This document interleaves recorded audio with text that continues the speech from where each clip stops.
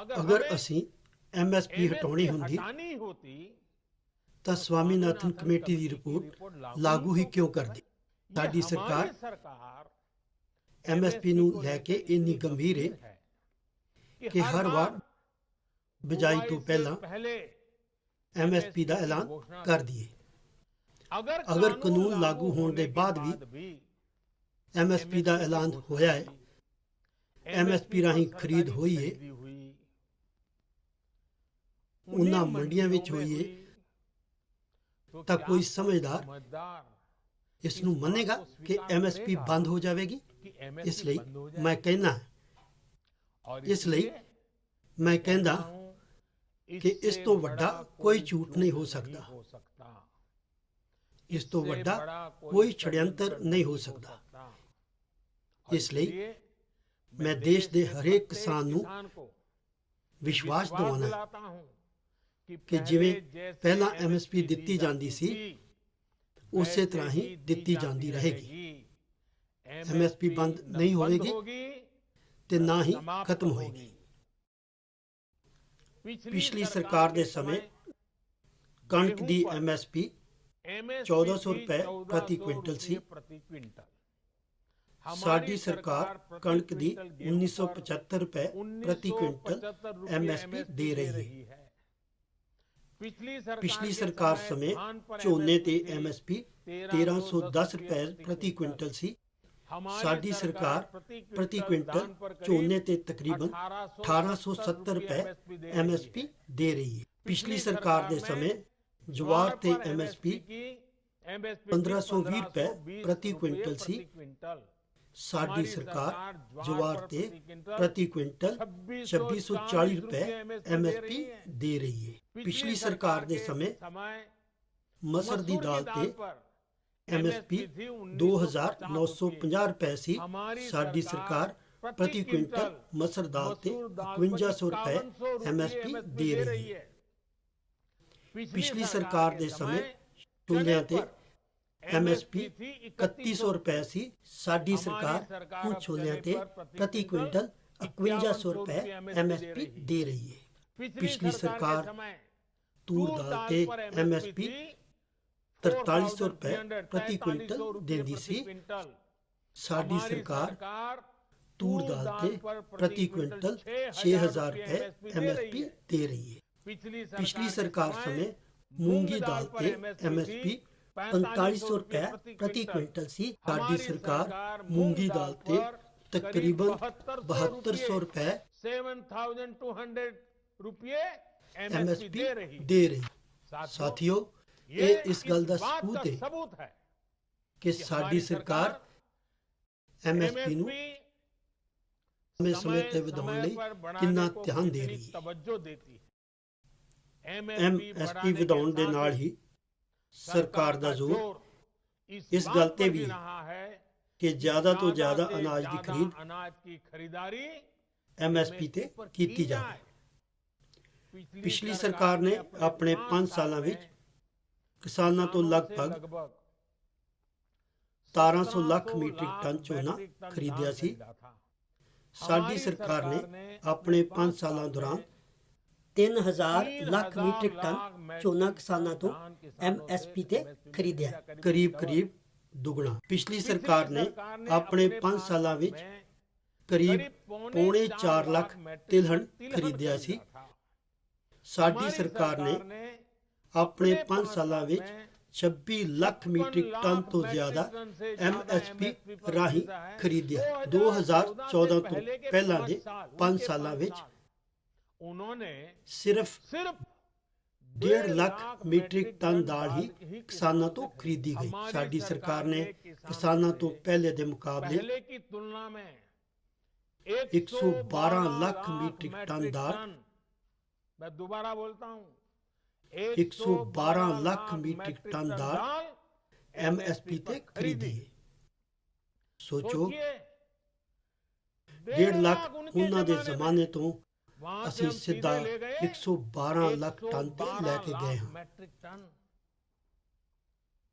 ਉਹਨਾਂ ਲੋਕਾਂ ਨੇ ਆਪਣੇ 5 ਸਾਲਾਂ ਵਿੱਚ ਦਾਲ ਪੈਦਾ ਕਰਨ ਵਾਲੇ ਕਿਸਾਨਾਂ ਨੂੰ ਕਿੰਨੇ ਰੁਪਏ ਦਿੱਤੇ? साढ़े 6 करोड़ रुपए।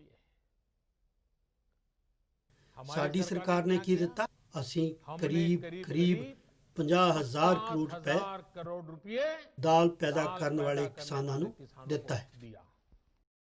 ਨਵੇਂ ਕਾਨੂੰਨ ਤੋਂ ਬਾਅਦ ਕਿਸਾਨ ਨੇ ਆਪਣਾ ਲਾਭ ਦੇਖ ਕੇ ਆਪਣੀ ਉਪਜ ਨੂੰ ਵੇਚਣਾ ਸ਼ੁਰੂ ਕਰ ਦਿੱਤਾ ਹੈ।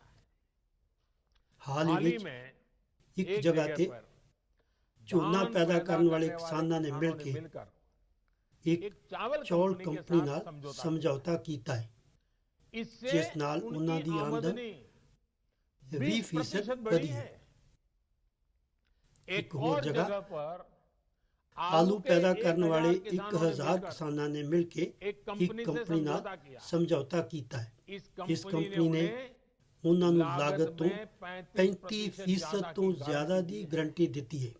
ਇੱਕ ਹੋਰ ਜਗ੍ਹਾ ਮੈਂ ਖਬਰ ਪੜ੍ਹ ਰਿਹਾ ਸੀ, ਜਿੱਥੇ ਇੱਕ ਕਿਸਾਨ ਨੇ ਖੇਤ ਵਿੱਚ ਲੱਗੀ ਮਿਰਚ ਤੇ ਕੇਲਾ ਸਿੱਧਾ ਬਾਜ਼ਾਰ ਵਿੱਚ ਵੇਚਿਆ ਤਾਂ ਉਸ ਨੂੰ ਪਹਿਲੇ ਤੋਂ 2 ਗੁਣਾ ਕੀਮਤ ਮਿਲੀ ਹੈ। ਤੁਸੀਂ ਮੈਨੂੰ ਦੱਸੋ, ਦੇਸ਼ ਦੇ ਹਰੇਕ ਕਿਸਾਨ ਨੂੰ ਇਹ ਲਾਭ, ਇਹ ਹੱਕ ਮਿਲਣਾ ਚਾਹੀਦਾ ਹੈ ਜਾਂ ਨਹੀਂ ਮਿਲਣਾ ਚਾਹੀਦਾ?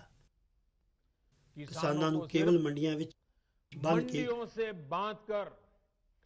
ਬੀਤੇ ਦਹਾਕਿਆਂ ਵਿੱਚ ਜੋ ਪਾਪ ਕੀਤਾ ਗਿਆ ਹੈ, ਇਹ ਖੇਤੀ ਸੁਧਾਰ ਉਹਨਾਂ ਦਾ ਸੁਧਾਰ ਕਰ ਰਹੇ ਨੇ। ਖੇਤੀ ਸੁਧਾਰਾਂ ਨਾਲ ਜੁੜਿਆ ਇੱਕ ਹੋਰ ਝੂਠ ਫੈਲਾਇਆ ਜਾ ਰਿਹਾ ਹੈ, APMC ਯਾਨੀ ਸਾਡੀ ਮੰਡੀਆਂ ਨੂੰ ਲੈ ਕੇ। ਅਸੀਂ ਕਾਨੂੰਨ ਵਿੱਚ ਕੀ ਕਿਹਾ ਹੈ? ਅਸੀਂ ਕਾਨੂੰਨ ਵਿੱਚ ਕਿਸਾਨਾਂ ਨੂੰ ਆਜ਼ਾਦੀ ਦਿੱਤੀ ਹੈ। ਮੰਡੀ ਤੋਂ ਇਲਾਵਾ ਕਿਸਾਨ ਚਾਹੁੰਦੇ ਹੋਇਆਂ ਵੀ ਆਪਣੀ ਫਸਲ ਕਿਤੇ ਹੋਰ ਨਹੀਂ ਵੇਚ ਸਕਦਾ ਸੀ। ਨਵੇਂ ਕਾਨੂੰਨਾਂ ਵਿੱਚ ਅਸੀਂ ਕੇਵਲ ਇੰਨਾ ਹੀ ਕਿਹਾ ਹੈ, ਕਿਸਾਨ ਅਗਰ ਉਸ ਨੂੰ ਫਾਇਦਾ ਨਜ਼ਰ ਆਉਂਦਾ ਹੈ ਤਾਂ ਪਹਿਲਾਂ ਦੀ ਤਰ੍ਹਾਂ ਜਾ ਕੇ ਮੰਡੀ ਵਿੱਚ ਵੇਚੇ, ਅਤੇ ਬਾਹਰ ਉਸ ਨੂੰ ਫਾਇਦਾ ਹੁੰਦਾ ਹੈ ਤਾਂ ਮੰਡੀ ਦੇ ਬਾਹਰ ਜਾਣ ਦਾ ਉਸ ਨੂੰ ਹੱਕ ਮਿਲਣਾ ਚਾਹੀਦਾ ਹੈ। ਉਸ ਦੀ ਮਰਜ਼ੀ ਲਈ ਕੀ ਲੋਕਤੰਤਰ ਵਿੱਚ ਮੇਰੇ ਕਿਸਾਨ ਭਰਾਵਾਂ ਨੂੰ ਇੰਨਾ ਹੱਕ ਨਹੀਂ ਹੋ ਸਕਦਾ? ਹੁਣ ਜਿੱਥੇ ਕਿਸਾਨ ਨੂੰ ਲਾਭ ਮਿਲੇਗਾ ਉੱਥੇ ਉਹ ਆਪਣੀ ਉਪਜ ਵੇਚੇਗਾ। ਮੰਡੀ ਵੀ ਚਾਲੂ ਹੈ, ਮੰਡੀ ਵਿੱਚ ਜਾ ਕੇ ਵੇਚ ਸਕਦਾ ਹੈ। ਜੋ ਪਹਿਲੇ ਸੀ ਉਹ ਵੀ ਕਰ ਸਕਦਾ ਹੈ। ਕਿਸਾਨ ਆਪਣੀ ਮਰਜ਼ੀ ਨਾਲ ਕਰੇਗਾ। ਨਵੇਂ ਕਾਨੂੰਨਾਂ ਵਿੱਚ ਸਾਡੀ ਸਰਕਾਰ ਨੇ ਫਾਰਮਿੰਗ ਐਗਰੀਮੈਂਟ ਦੇ ਦੌਰਾਨ ਕਿਸਾਨਾਂ ਨੂੰ ਸੁਰੱਖਿਆ ਦੇਣ ਲਈ ਕਾਨੂੰਨੀ ਪ੍ਰਬੰਧ ਕੀਤਾ ਹੈ। ਅਸੀਂ ਫੈਸਲਾ ਕੀਤਾ ਹੈ ਕਿ ਫਾਰਮਿੰਗ ਐਗਰੀਮੈਂਟ ਸਭ ਤੋਂ ਵੱਡਾ ਹਿੱਤ ਅਗਰ ਦੇਖਿਆ ਜਾਵੇ ਤਾਂ ਉਹ ਕਿਸਾਨ ਦਾ ਦੇਖਿਆ ਜਾਵੇਗਾ। ਅਸੀਂ ਕਾਨੂੰਨਨ ਫੈਸਲਾ ਕੀਤਾ ਹੈ ਕਿ ਕਿਸਾਨ ਨਾਲ ਐਗਰੀਮੈਂਟ ਕਰਨ ਵਾਲਾ ਆਪਣੀ ਜ਼ਿੰਮੇਵਾਰੀ ਤੋਂ ਭੱਜ ਨਹੀਂ ਸਕੇਗਾ। ਜੋ ਕਿਸਾਨ ਨਾਲ ਉਸਨੇ ਵਾਅਦਾ ਕੀਤਾ ਹੋਵੇਗਾ, ਉਸ ਸਪਾਂਸਰ ਕਰਨ ਵਾਲੇ ਨੂੰ, ਉਹ ਹਿੱਸੇਦਾਰ ਨੂੰ ਉਸ ਵਾਅਦੇ ਨੂੰ ਪੂਰਾ ਕਰਨਾ ਹੋਵੇਗਾ। ਅਗਰ ਨਵੇਂ ਕਿਸਾਨ ਕਾਨੂੰਨ ਲਾਗੂ ਹੋਣ ਤੋਂ ਬਾਅਦ ਇੰਨੇ ਉਦਾਹਰਣ ਸਾਹਮਣੇ ਆ ਰਹੇ ਨੇ ਜਿੱਥੇ ਕਿਸਾਨਾਂ ਨੇ ਆਪਣੇ ਇਲਾਕੇ ਦੇ SDM ਨੂੰ ਸ਼ਿਕਾਇਤ ਕੀਤੀ ਤੇ ਸ਼ਿਕਾਇਤ ਦੇ ਕੁਝ ਦਿਨਾਂ ਬਾਅਦ ਹੀ ਕਿਸਾਨਾਂ ਨੂੰ ਆਪਣਾ ਬਕਾਇਆ ਮਿਲ ਗਿਆ। ਸਾਥੀਓ, ਫਾਰਮਿੰਗ ਐਗਰੀਮੈਂਟ ਵਿੱਚ ਕੇਵਲ ਫਸਲਾਂ ਜਾਂ ਉਪਜ ਦਾ ਸਮਝੌਤਾ ਹੁੰਦਾ ਹੈ। ਜ਼ਮੀਨ ਕਿਸਾਨ ਦੇ ਕੋਲ ਹੀ ਰਹਿੰਦੀ ਹੈ। ਐਗਰੀਮੈਂਟ ਤੇ ਜ਼ਮੀਨ ਦਾ ਕੋਈ ਲੈਣਾ ਦੇਣਾ ਹੀ ਨਹੀਂ ਹੈ। ਕੁਦਰਤੀ ਆਫਤ ਆ ਜਾਵੇ ਤਾਂ ਵੀ ਐਗਰੀਮੈਂਟ ਅਨੁਸਾਰ ਕਿਸਾਨ ਨੂੰ ਪੂਰੇ ਪੈਸੇ ਮਿਲਦੇ हैं।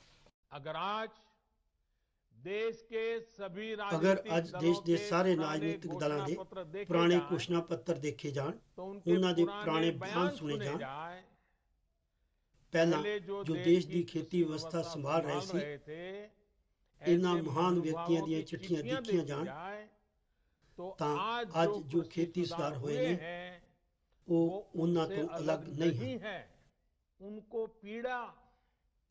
ਉਹਨਾਂ ਨੂੰ ਦੁੱਖ ਇਸ ਗੱਲ ਦਾ ਨਹੀਂ ਹੈ ਕਿ ਖੇਤੀ ਕਾਨੂੰਨਾਂ ਵਿੱਚ ਸੁਧਾਰ ਕਿਉਂ ਹੋਇਆ ਹੈ। ਉਹਨਾਂ ਨੂੰ ਤਕਲੀਫ ਇਸ ਗੱਲ ਦੀ ਹੈ ਕਿ ਜੋ ਕੰਮ ਅਸੀਂ ਕਹਿੰਦੇ ਸੀ ਲੇਕਿਨ ਕਰ ਨਹੀਂ ਸਕੇ, ਉਹ ਮੋਦੀ ਨੇ ਕਿਵੇਂ ਕਰ ਦਿੱਤਾ? ਮੋਦੀ ਨੇ ਕਿਉਂ ਕਰ ਦਿੱਤਾ? ਮੋਦੀ ਨੂੰ ਇੰਨਾ ਕ੍ਰੈਡਿਟ ਕਿਵੇਂ ਮਿਲ ਜਾਵੇ? ਮੈਂ ਸਾਰੇ ਸਿਆਸੀ ਦਲਾਂ ਨੂੰ ਹੱਥ ਜੋੜ ਕੇ ਕਹਿਣਾ ਚਾਹੁੰਦਾ ਹਾਂ, ਤੁਸੀਂ ਸਾਰਾ ਕ੍ਰੈਡਿਟ ਆਪਣੇ ਕੋਲ ਰੱਖ ਲਓ। ਤੁਹਾਡੇ ਸਾਰੇ ਪੁਰਾਣੇ ਘੋਸ਼ਣਾ ਪੱਤਰਾਂ ਨੂੰ ਹੀ ਮੈਂ ਕ੍ਰੈਡਿਟ ਦਿੰਦਾ ਹਾਂ। ਮੈਨੂੰ ਕ੍ਰੈਡਿਟ ਨਹੀਂ ਚਾਹੀਦਾ। ਮੈਨੂੰ ਕਿਸਾਨ ਦੇ ਜੀਵਨ ਵਿੱਚ ਸੁੱਖ ਚਾਹੀਦਾ ਹੈ, ਖੁਸ਼ਹਾਲੀ ਚਾਹੀਦੀ ਹੈ, ਖੇਤੀ ਵਿੱਚ ਆਧੁਨਿਕਤਾ ਚਾਹੀਦੀ ਹੈ। ਤੁਸੀਂ ਕਿਰਪਾ ਕਰਕੇ ਦੇਸ਼ ਦੇ ਕਿਸਾਨਾਂ ਨੂੰ ਗੁੰਮਰਾਹ ਕਰਨਾ ਛੱਡ ਦਿਓ। ਉਹਨਾਂ ਨੂੰ ਭਰਮਾਂ ਵਿੱਚ ਪਾਉਣਾ ਛੱਡ ਦਿਓ। ਤੁਸੀਂ ਇੱਕ ਵਾਰ ਫਿਰ ਸੋਚੋ, ਜੋ ਹੋਇਆ ਹੀ ਨਹੀਂ, ਜੋ ਹੋਣ ਵਾਲਾ ਹੀ ਨਹੀਂ, ਉਸ ਬਾਰੇ ਭਰਮ ਤੇ ਡਰ ਫੈਲਾਉਣ ਵਾਲਿਆਂ ਤੇ ਤੁਸੀਂ ਚੇਤੰਨ ਰਹੋ। ਇਹਨਾਂ ਲੋਕਾਂ ਨੇ ਹਮੇਸ਼ਾ ਕਿਸਾਨਾਂ ਨੂੰ ਧੋਖਾ ਦਿੱਤਾ ਹੈ। ਸਰਕਾਰ ਨੇ ਇਹਨਾਂ ਯਤਨਾਂ ਦੇ ਬਾਅਦ ਵੀ